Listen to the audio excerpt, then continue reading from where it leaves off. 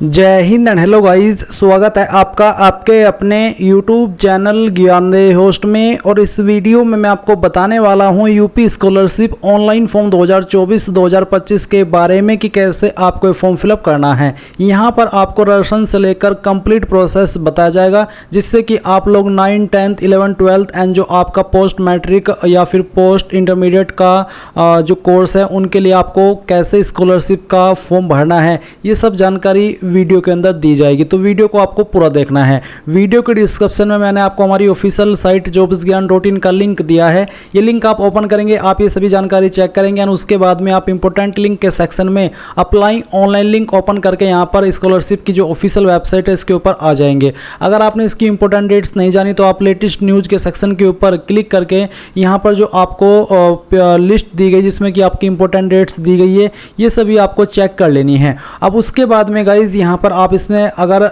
Fresher है तो सबसे पहले रजिस्ट्रेशन करेंगे। रजिस्ट्रेशन करने के लिए आप यहाँ पर स्टूडेंट के सेक्शन के ऊपर आकर के रजिस्ट्रेशन के ऊपर क्लिक करेंगे एंड इसके ऊपर क्लिक करने के बाद आपके सामने कुछ ऐसा इंटरफेस आएगा। अभी यहाँ पर जो रजिस्ट्रेशन ओपन है वो आपके SC ST जनरल कैटेगरी के लिए ओपन है और साथ ही साथ यहाँ पर प्री मैट्रिक फ्रेश, जिसमें कि आप देख सकते हैं समाज कल्याण विभाग उत्तर प्रदेश SOH पैसे में लगे माता पिता अभिभावक की कक्षा 9th व 10th में अध्ययनरत बच्चों के लिए, यानी कि अगर आप इस कैटेगरी से आते तो फिर आप यहाँ पर प्री मैट्रिक फ्रेश के ऊपर क्लिक करके अपना रजिस्ट्रेशन करेंगे। OBC के लिए अभी तक यहाँ पर रजिस्ट्रेशन का लिंक एक्टिवेट नहीं किया गया, वो भी जल्दी एक्टिवेट हो जाएगा और रजिस्ट्रेशन करने का प्रोसेस ऐसा ही रहेगा जैसे कि अभी मैं आपको बताने वाला हूँ। तो अगर मान लीजिए आपको प्री मैट्रिक के लिए अप्लाई करना है तो आप यहाँ पर प्री मैट्रिक फ्रेश पर अप्लाई करेंगे। अगर आपको post matric post intermediate fresh के लिए अप्लाई करना है, यानी कि फ्रेशर है, तो आप इसके ऊपर क्लिक करेंगे। Post matric other than intermediate, यानी कि अगर आप 10वीं कर चुके हो और 12वीं के अलावा किसी और कोर्स के लिए आपको रजिस्ट्रेशन करना है आप स्कॉलरशिप के लिए, तो आप ये वाला लिंक ओपन करेंगे। तो जो जिसके लिए भी आप एलिजिबल है वही लिंक आप ओपन कीजिए और ओपन करने के बाद आपके सामने कुछ ऐसा इंटरफेस आएगा। अब यहाँ पर सबसे पहले आपको आपका जिला सेलेक्ट कर लेना है, जो भी आपका जिला है। फिर आपको बताना कि किस स्कूल के अंदर आप उस जिले में पढ़े हैं, वो स्कूल आपको यहाँ पर सिलेक्ट कर लेना है।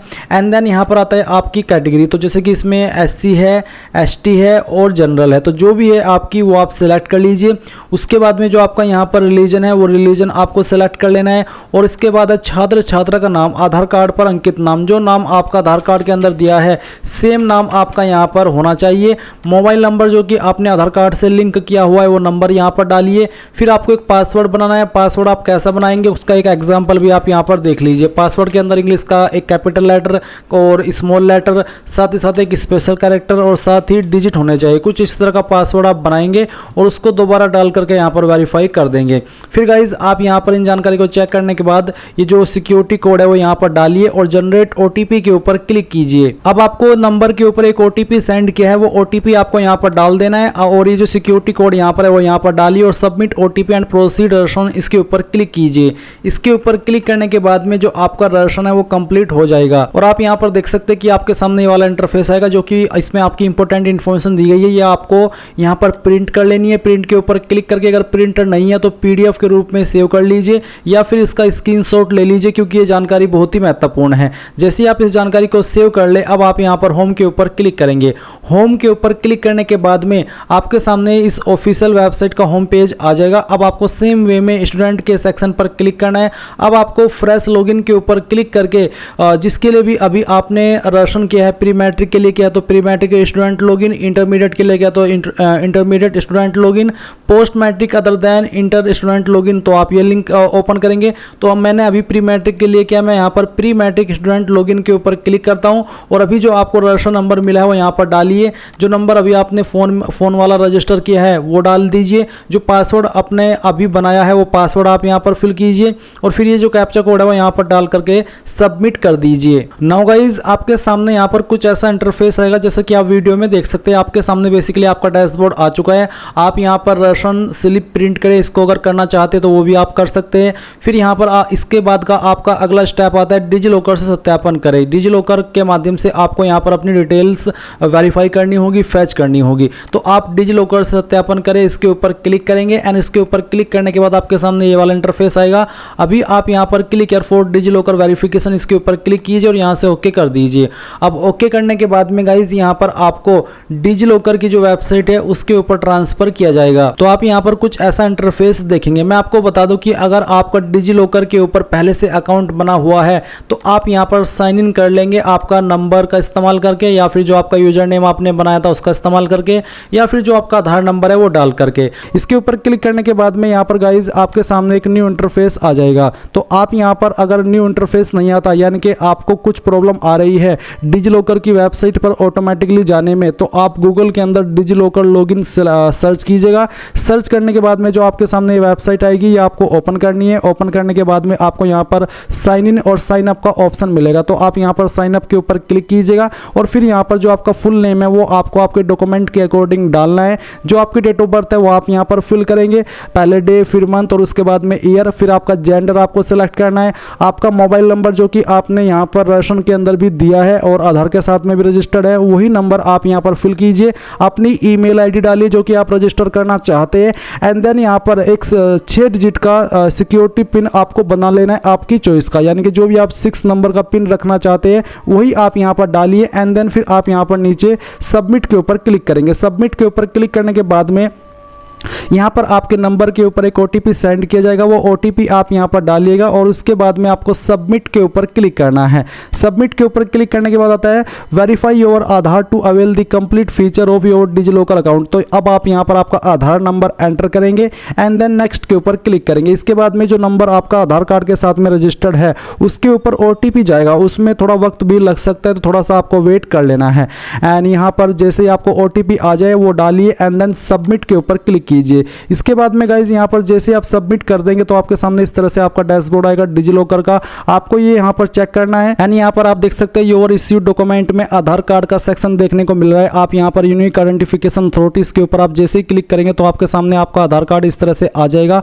तो यहाँ पर आपके आधार कार्ड की जानकारी फैच कर ली गई है। अब गाइज आपने क्या करना है, आपने यहीं पर आना है जहां से आपने डिजी लॉकर के लिए न्यू वेबसाइट ओपन की थी, यानी कि आपने लॉगिन करना है और लॉगिन करने के बाद में यहाँ पर आप सेम वे में डिजी लॉकर सत्यापन के ऊपर क्लिक करेंगे and then click here for DigiLocker verification इसके ऊपर क्लिक करेंगे। अब इसके ऊपर क्लिक करने के बाद में आपने यहाँ पर डिजी लॉकर के ऊपर ऑलरेडी रजिस्ट्रेशन कर लिया है, आपका अकाउंट बना लिया है। अब आप यहाँ पर जो आपका नंबर है वो डालिए एंड यहाँ पर ये जो कैप्चा कोड है वो फिल कीजिए एंड जनरेट ओटीपी इसके ऊपर क्लिक कीजिए। फिर ये ओटीपी डाल करके वेरिफिकेशन कर दीजिए। इसके बाद में UP scholarship has send to you OTP, यानी कि यूपी स्कॉलरशिप ने आपको एक ओटीपी भेजा है आपके नंबर पर।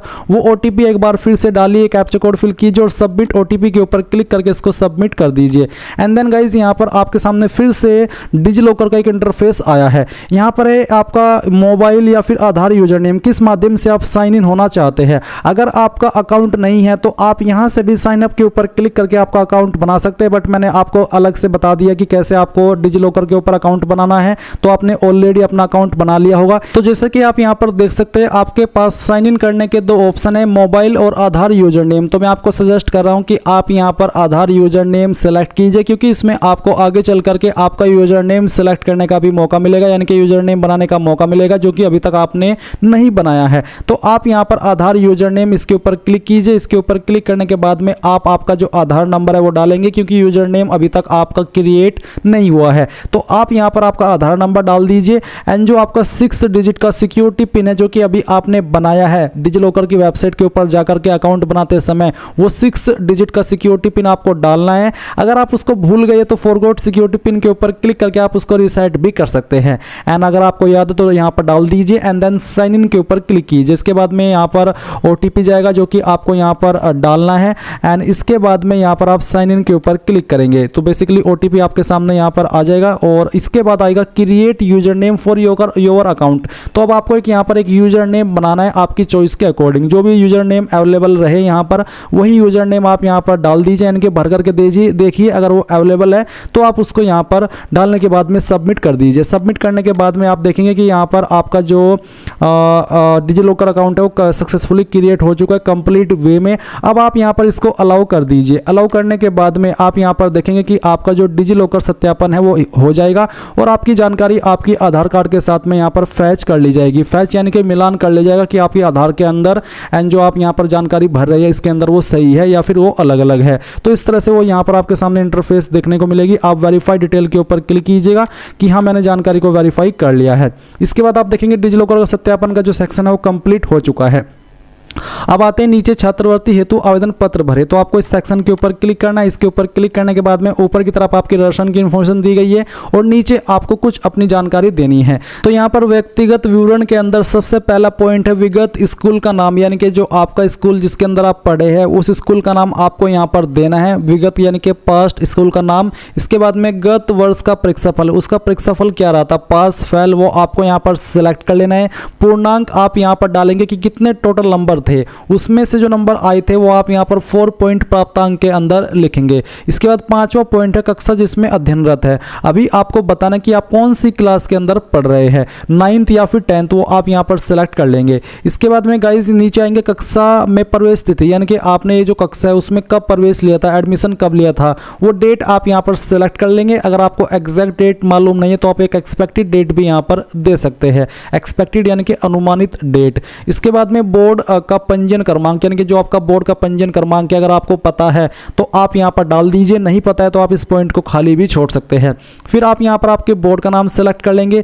इसके बाद में अगर आपके पास ट्रांसफर सर्टिफिकेट नंबर है तो डाल दीजिएगा एंड ट्रांसफर सर्टिफिकेट का दिनांक भी आपको फिर देना है। इसके बाद आता है पिन कोड, तो जो आपका पिन कोड है वो आप यहां पर फिल करेंगे। ईमेल आईडी आपको देनी होगी। इसके बाद में माता का नाम, कक्षा 8 उत्तीर्ण वर्ष, यानी कि जो आपकी 8वीं है वो आपने किस साल के अंदर पास की है वो साल आप यहां पर सेलेक्ट कर लेंगे और किस विद्यालय से के कक्षा 8 में अध्ययन करने वाले विद्यालय का नाम, तो यहां पर उस विद्यालय का नाम भी आपको देना है।